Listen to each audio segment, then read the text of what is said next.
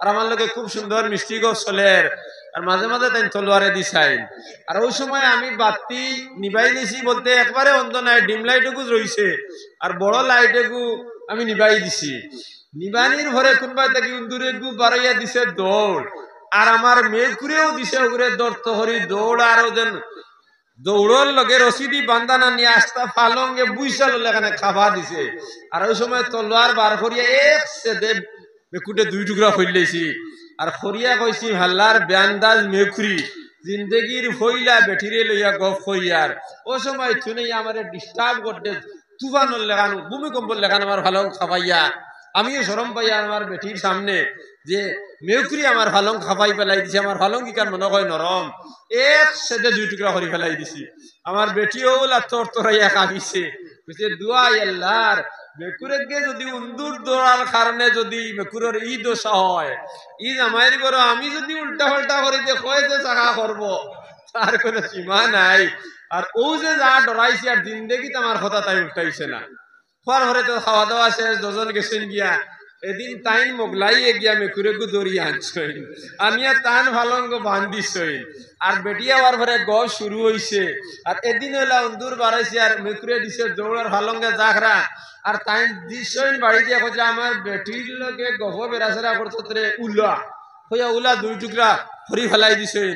আর খরার লগে লগে বেটিয়া হতার থেকে স্যান্ডেল লইয়া টানে কয়টা মারিয়া কইছে তুই যদি আমারে ঠিক করতে দে হইদার আর ঠিক করলে না কেন এখন তুই যে এড়াইল ফলে আমি চিনিয়া আছি তো তুই যে এড়াইল ফলা বিল্লি কাটে তো ফেলি রাত বেটি ঠিক করবার লাগি যদি উন্দু মেকুর খাটো তাইলে হইলা রাত খাটিও আর এক সপ্তাহ বাদে হরাজ গাড়ি দেখাই না বেটিয়ে তোমার মাপ পাইয়া বহাত এর লাগি হইলা রাত বিবি আনার ঘরে যদি বেনামাজি তাকে এদিন কিন্তু গোসল করি নামাজ পড়িও যারা জোয়ান রয়েছে শিকাইয়া দিয়ার বুদ্ধি একটু দিনদার আর খারাপ পাইও না বিয়া করিয়া হইলার রাত ফর্দ গোসল দেখু হইব এদিন কিন্তু করিলেইও এদিন টাইমলি মসজিদে গিয়ে নামাজ পড়িও ওই এক সপ্তাহ তুমি লাগাতার মসজিদে গিয়ে নামাজ পড়িও তখন বেটি যদি বেনামাজি তাকে নামাজি বনি দিব কইব অত টাইয়ার রাত গোসল করিয়া নমাজ গেছে যদি আমায় পড়ি না কোন দশা হইব তখন তাইও গোসল করবো নমাজ পড়বো আর এক সপ্তাহ যদি তুমি গিয়ে পড়া শুরু করি যাও তোমার আদতে পরিণত হয়ে দিব তুমিও নমাজি বনি দিবা তাইও আদতে পরিণতি হয়ে দিব তাইও নমাজি বনি দিব বুঝা গেছে নি মাছ আর হইলার রায় যদি সন্দুর দেওয়ার লেখান যদি হুথো যে তাইও জানিলেই বুঝবে নমাজি ইকে আমার কোনটা করতে পারতো না মানে তাইও জিন্দগি দেখ নমাজ পড়তো না তুমিও হরতাই না দায়ী তুমি বনবাই তাই না